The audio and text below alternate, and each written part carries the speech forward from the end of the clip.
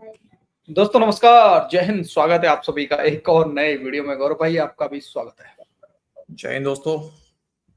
तो गौरव भाई, पाकिस्तान में तो लगी हुई है इस समय आग, यानी कि लाहौर मुरीदगे, जिस मुरीदगे को क्या बोलते हैं, खंडर बनाया था इंडियन ब्रह्मोस आर्मी ने मिसाइलें ब्रह्मोस ब्रह्मोस मार ने मार के। ब्रह्मोस ने उड़ाया। ब्रह्मोस ने खंडर बनाया था, वहीं पे आग लगी हुई है। और जैसे कि आपको पता है, टीएलपी मतलब वही लब्बैक लब्बैक वाले, यो यो हम्म लब्बैक वही वाले। उनको भाई पहले भी आपको बताया था कि डायरेक्ट गोलियां मारी गई थी। आज और भाई या साहब उनको गौरव भाई घेर के, चारों तरफ से घेर के उनमें गोलियां मारी गई हैं। ठीक है। अब ये सब हम्म कुछ चल रहा है पाकिस्तान के अंदर। अब इसी मौके पे मुझे लाल टोपी का एक क्लिप मिल गया। लाल टोपी का बड़ा मतलब मजेदार क्लिप है। लाल टोपी भी भड़का हुआ अपनी आवाम के ऊपर। अब ये पता नहीं है कि ये हाल फिलहाल का है कि कब का वीडियो है, क्योंकि आजकल हम्म। पता नहीं चल रहा है लाल टोपी का कहाँ है। लेकिन ऐसे ही मिल गया है तो शायद मुझे लग रहा है आजकल का ही है, जैसे जिस हिसाब से वो बात कर रहा है। चलते हैं, पहले भाई लोगों को दिखाते हैं जो मुरीदगे में चल रहा है। गौरव भाई, जो स्ट्रेट फायरिंग की जा रही है लोगों पे, और जो बॉडीज पड़ी हैं उनके ऊपर, ये मतलब पुलिस वाले गाड़ियां लेके जा रहे हैं, बॉडीज के ऊपर होके। बॉडीज बॉडीज के जी ऊपर सर, से होते। बॉडीज के ऊपर तो होके गाड़ी मैंने लेके तो जा सर रहे हैं। अनकंफर्म न्यूज है डीसी, लेकिन कुछ पाकिस्तानी ही क्लेम कर रहे हैं, इंडियन नहीं, कुछ हम्म। पाकिस्तानी क्लेम कर रहे हैं कि लगभग 150 से 180 यस। जो हम्म। टीएलपी के वर्कर है ना, उसको इन लोगों ने गोली मार दी भाई साहब। इवन हाँ, और जो क्या नाम टीएलपी है, का जो लीडर है उसको भी गोली लगी है। हाँ, ये भी बोल रहे हैं। साद रिजवी को भी गोलियां मारी गई है यार। चलो क्या पहले है। दिखाते हैं भाई लोगों को। और भाई लोग लास्ट तक जरूर देखना है, वीडियो पसंद आए लाइक शेयर एंड चैनल को सब्सक्राइब। लास्ट में आएगा लाल टोपी वाला मजा, लास्ट तक जरूर देखना। चलो घर भाई दिखाते हैं। की बू आ रही है, वहां से खून की बू आ रही है। मुरीदके के अंदर नाज़रीन जुल्म हुआ है, कयामत बर्पा कर दी गई है, जुल्म की एक तारीख रकम हुई है, इंतहा कर दी गई है। मुरीदके में नाज़रीन साद रिजवी के काफिले को चारों तरफ से घेर कर गोलियां मारी गई हैं। इस मजहबी जमात के काफिले को घेर घार कर भून दिया गया, लिटरली भुना गया। उसके बाद बाकायदा से नाज़रीन लाशें पड़ी हुई हैं और पुलिस के डंडे उनके ऊपर मौजूद हैं। पुलिस नारे लगा रही है, सेल्फीज बना रही है। मरकजी जो कंटेनर था उसे आग लगा दी गई है, जिस पर साद रिजवी साहब खुद बैठे हुए थे। जो जुल्म और जबर किया गया है मुरुदके के मकाम पे, जिस तरह कत्लो गारत की गई है, जिस तरह लोगों की बॉडीज के ऊपर गाड़ियां चढ़ाई गई, जिस तरह जख्मी लोग गाड़ियों के अंदर मौजूद कंटेनर के अंदर और आग लगा दी गई उसको, और फिर जिस तरह दिखाया गया कि आईजी अपने पुलिस वालों को शाबाश दे रहा है। मैं एक सवाल एक्स पे पूछ चुका हूं, आपसे भी पूछता हूं, क्या इस वक्त पाकिस्तान पे एक सीरियल किलर हुक्मरानी कर रहा है? ये बहुत इंपॉर्टेंट सवाल है जो हम सबको अपने आप से पूछना है, क्योंकि अगर एक मास मर्डरर सीरियल किलर पाकिस्तान का हुक्मरान बना बैठा है और जोर जबरदस्ती का हुक्मरान बना बैठा है, तो वी आर ऑल डूम्ड। एक के बाद एक को वो मारता चला जाएगा और उसको कोई रोकने वाला नहीं है। घेर कर, ये जुल्म है, ये जुल्म की इंतहा है जो कि वहां पर कायम की गई है। ये नहीं हो सकता। अल्लाह करे कि हम कोई ख्वाब देख रहे हो और अभी थोड़ी देर बाद इस ख्वाब से जागे हैं, जो कुछ मुरीदके में हुआ है। जो खबरें आ रही है नाज़रीन, ये जो मजहबी जमात क्लेम कर रही है, ये नंबर इतना बड़ा है, इतना बड़ा है कि मैं आपके सामने रखूं तो आपकी चीखें निकल आएंगी। जितना बड़ा नंबर शहादतों के हवाले से ये मजहबी जमात क्लेम कर रही है। छोड़िए। देख लो सर। और यार देखो, अब एक तो प्रोटेस्ट तो इन लोगों ने शुरू किया था फिलिस्तीन को लेके ही ना, कि हाँ, यूएस फिलिस्तीन को एम्बेसी लेके। तक जाना है इस्लामाबाद में, हम्म। तो इनको यूएस एम्बेसी जाने से रोकना था। अब देखो, रोकना था सर, डीसी तो बातचीत करके भी रुक सकता था, मामला है ना। लेकिन आसिम मुनीर को पता है यार, अच्छी तरीके से पता है कि पाकिस्तानी गुलाम है। इनको ये डंडे की भाषा, जिस तरह से पाकिस्तानी फौज भारत से लात की भाषा समझती है, उसी तरीके से पाकिस्तानी आवाम जो है पाकिस्तानी फौज से सिर्फ डंडे और लात की भाषा ही समझती है, और वही वो दे रहे हैं। अब देखो, ये टीएलपी वाले हो गए, साथ में केपीके में आपको आपने सुनाई था, केपीके में भी हो चुके हैं, बलूचिस्तान में हो ही रहे हैं।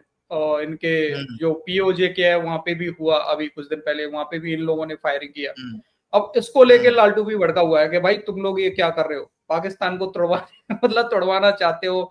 तुम्हारे ऊपर हिंदू अच्छा, आएंगे, वो हुक्मरानी करेंगे तो तुम्हें मजा आ जाएगा। नहीं मतलब तो लोगों को एक बोल रहा है। मिनट, मतलब ये कहना चाह रहा है कि गुलाम है तो गुलाम ही रहो, है ना? हाँ, मतलब गुलामी का। लात मारो इसराइल को, पाकिस्तानी फौज भले ही एक्सेप्ट कर ले, इसराइल के तलवे भी चाट ले, फिलिस्तीनियों का सौरा तो खैर अब वो यही पाकिस्तानी कहना पहले ही चाह रहा कर है कि चुके तुम हैं। गुलाम हो तो गुलाम ही रहो, वो तो यही कहना चाह अच्छा रहा है। गुलाम, ठीक है, दिखाते हैं भाई लोगों को, लाल टोपी का भी दिखाते हैं चलो entertainment। चलो भाई चलो देखते बोलो। हैं। बहुत सारे लोग मुझसे ये सवाल करते हैं कि आपके ख्याल में आज पाकिस्तान को सबसे बड़ा ख़तरा कौन सा है? क्या इंडिया हमारे लिए सबसे बड़ा ख़तरा है? क्या जहन्नुम के कुत्ते ख़वारिज हमारे लिए सबसे बड़ा ख़तरा है? क्या पाकिस्तान की कमज़ोर मईशत हमारे लिए सबसे बड़ा ख़तरा है? क्या हमारी क़यादत का ना होना और एक सियासी अनारकी जो मुल्क में है वो हमारे लिए सबसे बड़ा ख़तरा है?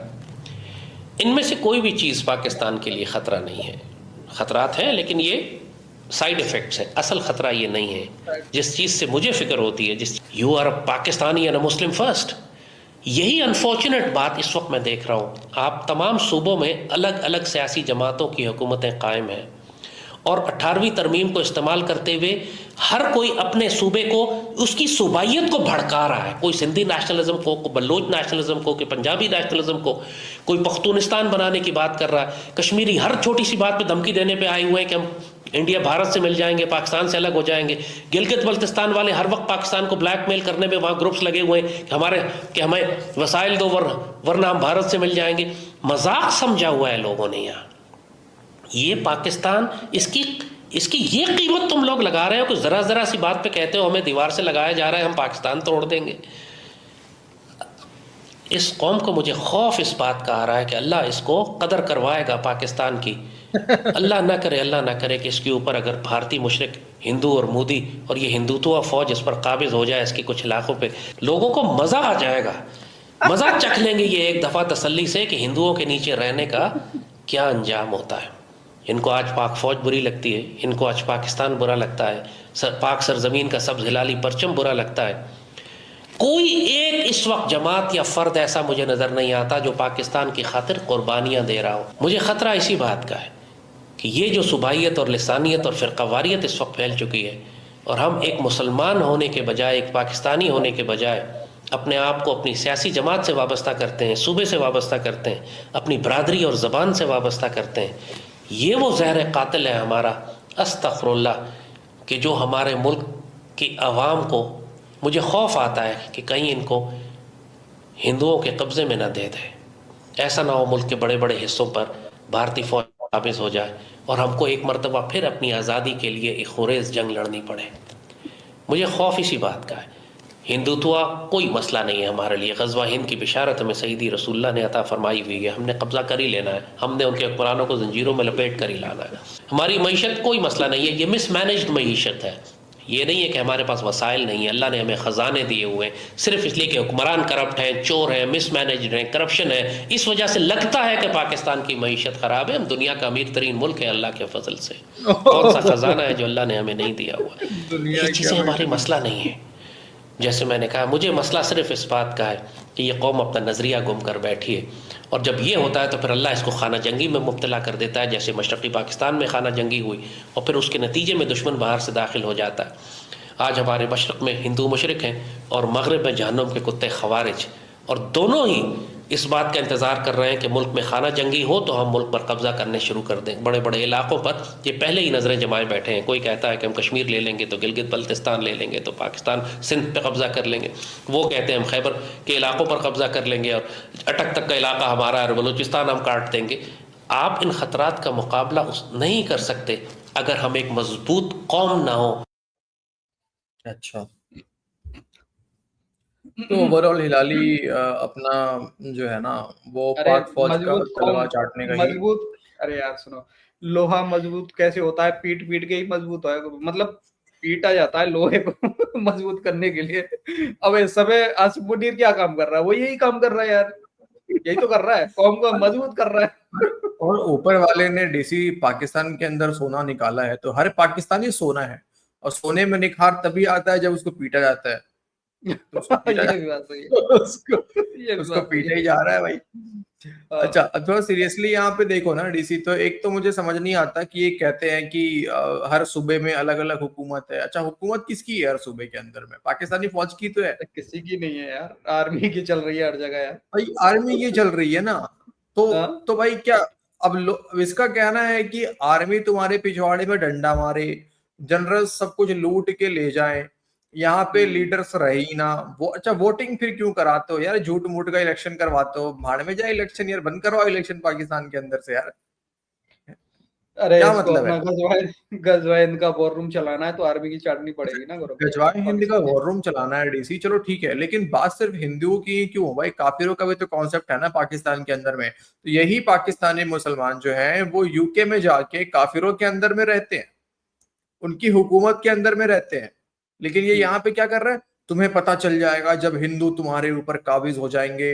तब तुम्हें पता चलेगा क्या होता है और कैसे होता है। अब वहां तो बड़े मजे से रहते हो यार भैया तुम लोग यहाँ तो यूके के अंदर, नहीं, अपने अगर अंदर। देखा जाए तो यहाँ पे तो हिंदू ही हमेशा प्राइम मिनिस्टर रहे इंडिया में, फिर भी अगर मुस्लिमों की जनसंख्या देखी जाए इंडिया में बढ़ी है, घटी नहीं है, और बड़ी है। पाकिस्तान में तो उल्टा घटी है हिंदुओं की। हाँ है? वही तो। नहीं तो भाई साफ आप बांग्लादेश देख लो, आप बांग्लादेश देख लो, आप पाकिस्तान देख लो, और यहाँ पे आप इंडिया देख लो, कितने मस्जिदें थी जब भारत आजाद, मतलब भारत जब अलग हुआ था, ये बच्चा पैदा हुआ पाकिस्तान नालायक बच्चा, उस समय कितने मस्जिदें थी भारत के अंदर में। सिर्फ सिर्फ इतना ही नहीं और सर, ईरान में भी देख लो, ईरान में भी हिंदू थे, अब बहुत कम हो गए। हाँ पारसी तो खत्म ही हो गए सर। बिल्कुल। तो कहने का मतलब यही है कि खैर ये सब तो पता है सबको, बेकार की हाँ, बात है, ज्यादा सीरियस लेकिन ओवरऑल यही है, ये कहना यही चाह रहा है कि देखो सब मिलके आसिम मुनीर का चाटो, इसका तो 100 बातों की एक बात है, ये सब मिलो आसिम मुनीर की चाटो, ये झूठ मूठ का मतलब गुलामी उलामी। मतलब ये हम्म, बीच वाला, ये बीच वाला है, हाँ ये बीच वाला, अरे इंतजाम करने वाला। हाँ आसिम समझ मुनीर को गए। भाई, हाँ हाँ चाहिए होगा उसको तो भाई, क्या कर सकता है ना, ये दिलाने हाँ, वाला यही है, दलाली कर रहा है ये, और कुछ नहीं है। ये दलाली बस कर रहा आपने सीधा बोल दिया, मैं बोलना नहीं चाह रहा था ये वर्ड, चलो ठीक है। खैर भाई लोग, आपको वो कुछ बोलना हो वीडियो के बारे में कमेंट सेक्शन में अपनी राय जरूर देना, वीडियो पसंद I like share and channel को सब्सक्राइब कर देना। मिलते हैं किसी नेक्स्ट वीडियो में। जय हिंद गौरव भाई एंड जय हिंद सभी भाइयों को। है। जय हिंद दोस्तों।